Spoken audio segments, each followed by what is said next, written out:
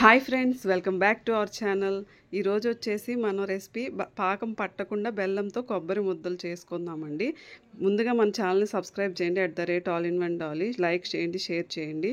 మన channel already subscribe చేసుకున్న వాళ్ళందరికీ థ్యాంక్ యూ అండి. చేసుకున్న వాళ్ళందరూ సబ్స్క్రైబ్ చేసుకోండి ఫ్రెండ్స్. మన ఛానల్లో మంచి మంచి రెసిపీస్ ఉన్నాయి కుకింగ్లో. చూడండి, షాపింగ్ కూడా ఉన్నాయి, కార్తీక మాసం స్పెషల్ కూడా ఉన్నాయి. ముందుగా కొబ్బరి చిప్పల్ని తురుముకోవాలి, లేదంటే మీరు మిక్సీకైనా వేసేసుకోవచ్చు. పచ్చి కొబ్బరి అండి మనం వాడుతున్నది ఇక్కడ.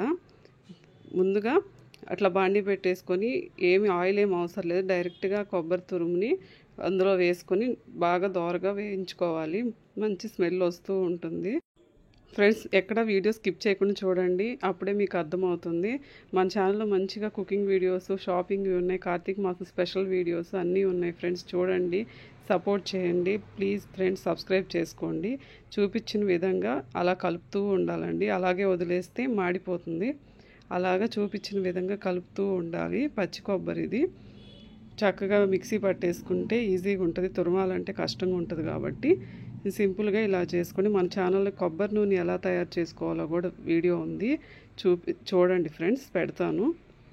మన ఛానల్లో ఇంకా కాకాని ఆలయం యొక్క చరిత్ర అవన్నీ కూడా ఉన్నాయి ఫ్రెండ్స్. చూడండి, అది అలా వేగిన తర్వాత మనం బెల్లం తురుముకున్నాం కదా, అది అందులో వేసుకోవాలి. అదేనండి, చక్కగా పొడిలాగా వేసేసుకోవాలి బెల్లంని. చూపించిన విధంగా మనం అలా కలుపుతూ ఉంటే అదే జ్యూసీగా తయారవుతూ ఉంటుంది.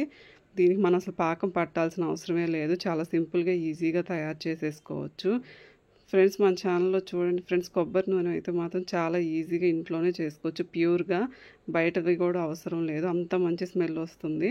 చక్కగా యూస్ చేసుకోండి. మనం దీంట్లో వచ్చేసి చక్కగా అలా చూస్తున్న విధంగా మారిపోతూ ఉంటుంది చూడండి, దాని కన్సిస్టెన్సీ అనేది. చక్కగా తురుముకోవాలి. అలా తురుముకున్న దాంట్లో బెల్లం వేసేసాము.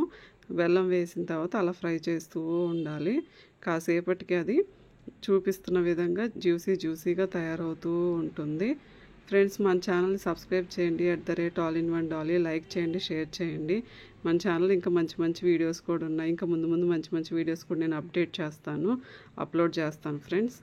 చూడండి, చేంజ్ అవుతూ ఉంది, అలా తిప్పుతూనే ఉండాలి. బెల్లం ముక్కలన్నీ కరిగిపోయేలాగా. మీరు బెల్లం ముక్కలు వేసుకునే కన్నా కూడా ఇట్లాగా కొంచెం ఇట్లాగా మిక్సీ పట్టేసుకుని అలా వేసేసుకున్నా కూడా పొడిలాగా ఈజీగా అయిపోతుంది మనకి.